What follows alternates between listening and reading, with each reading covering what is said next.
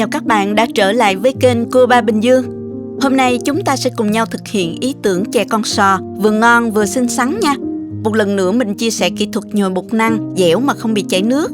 Thêm một chút ý tưởng để tạo hình. Thêm phần nhân đậu xanh bùi mềm giúp tăng hương vị cho viên chè.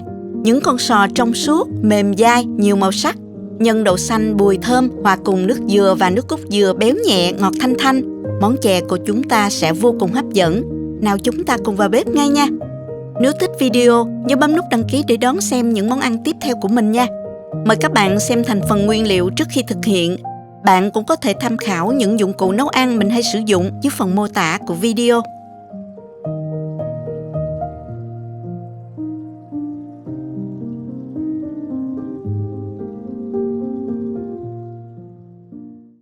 Hôm nay mình làm chè con sò 3 màu, xanh, màu vàng và màu trắng. Mình sẽ dùng toàn bộ màu tự nhiên nha.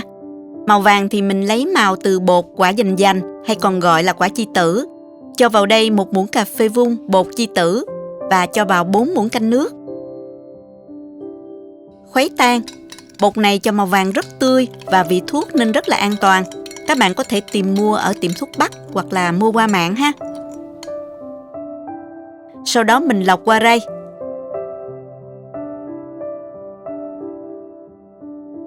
Mình nhào bột màu vàng trước nha các bạn.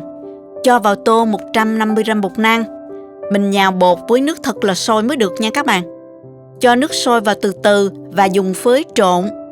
Lượng nước cho vào 150g bột là 120ml nước. Khi nguội bớt thì các bạn dùng tay nhào cho đều nha. Lượng nước này có thể chênh lệch chút xíu tùy theo bột cũ hay bột mới. Nên nếu thấy bột quá khô thì các bạn có thể cho thêm nước. Còn nếu lỡ nhão quá thì mình cho thêm một chút bột ha. Vậy nha các bạn.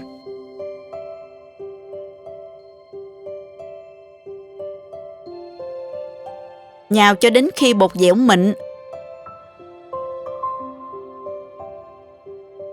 Rồi mình dùng màng co bọc lại để bột không bị khô. Mình tiếp tục nhào với màu lá dứa nha. Mình dùng bột lá dứa cho tiện nè. Cho vào đây 1 muỗng canh bột lá dứa. Và cho vào 4 đến 5 muỗng nước, khuấy tan. Và mình lọc bỏ phần xác nha. Các bạn dùng lá dứa tươi xay nhuyễn thì thơm hơn ha. Mình cũng dùng 150g bột năng. Lượng nước sôi và cách nhào cũng giống như vậy luôn ha các bạn. Cứ như vậy các bạn có thể thay thế với các màu khác nhau tùy thích nha. Tiếp theo cho 2 muỗng canh nước lá dứa vào. Trộn lên. Và mình dùng tay nhồi tiếp ha. Nhớ áo bột tay để nhồi không bị dính tay nha. Màu thật của lá dứa thì nó hơi nhạt. Nếu muốn đậm hơn chút á, các bạn có thể thêm vào 2 giọt tinh dầu lá dứa nha. Khi thấy bột dẻo, mịn và không dính tay nữa là được rồi đó. Thời gian nhồi bột là khoảng 10 phút đó các bạn. Với màu trắng thì mình giữ nguyên màu bột. Vậy là đã có 3 màu rồi các bạn. Nhớ bọc kín để bột không bị khô nha. Bây giờ mình sẽ chia phần đậu xanh ra thành từng viên. Các bạn vo nhỏ khoảng bằng đầu ngón tay là được nha. Mình vo tròn lại nha các bạn. Cách làm phần nhân đậu xanh này các bạn có thể tham khảo chi tiết tại video cách làm chè trôi nước. Xem ở 1 phút 53 giây nha các bạn. Link của video này mình sẽ để ở dưới phần mô tả. Chia xong phần nhân rồi, các bạn nhớ bọc lại để nhân không bị khô trong lúc chờ tạo hình nha. Bây giờ mình bắt đầu tạo hình nè. Lăn tròn bột và cắt ra. Xong rồi mình chia ra để mình xe bột thành những thanh dài như thế này. Bề ngang bằng cỡ ngón tay. Sau đó các bạn cắt ra từng khúc ngắn khoảng 2cm. Tạo hình con sò cũng dễ y như là tạo hình con đuông mà mình đã từng chia sẻ với các bạn rồi đó. Mình sẽ dùng khuôn làm pasta hoặc dùng dụng cụ khác có hình răng cưa như là cái nĩa hoặc đồ sắn củ cải. Tùy theo sự sáng tạo của các bạn ha.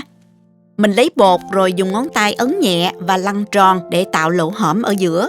Xong rồi cho viên nhân vào trong. Díp mí lại nữa là được. Vài lần quen tay làm cũng nhanh lắm các bạn.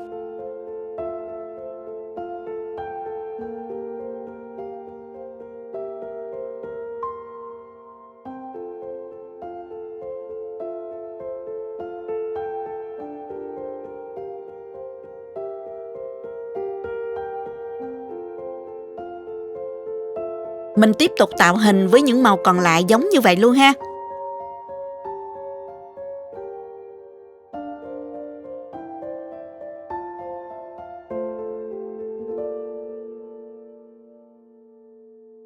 Lúc trước mình làm giống như con sâu đó, nhiều bạn nhìn thấy sợ.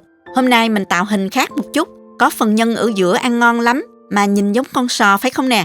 Nên mình đặt tên cho nó là chè con sò đó nha. Bước tiếp theo thì mình luộc sò. Cho nước sôi vào nồi và luộc cho nhanh nè. Khi nước sôi bùng thì các bạn cho sò vào.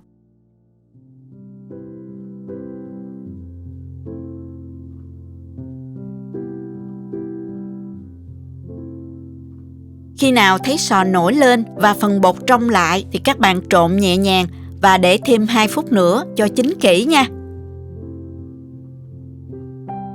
Như vậy là được rồi nè các bạn.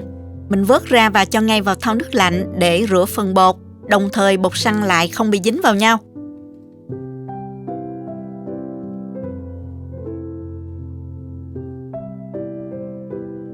Bước cuối cùng là nấu chè nữa là xong nè.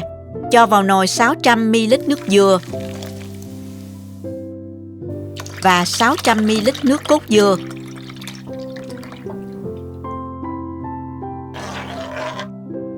$150 đường.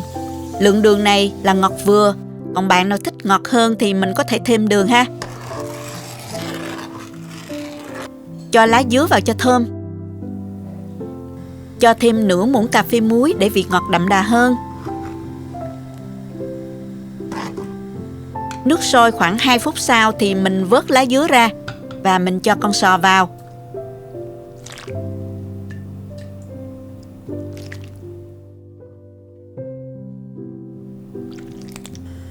Chè vừa sôi trở lại thì mình tắt bếp.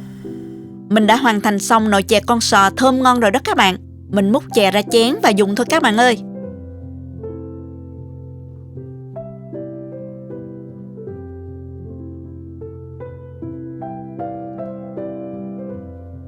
Khi ăn rắc thêm mè rang hoặc đậu phộng rang. Cho thêm dừa sợi nếu thích nha các bạn.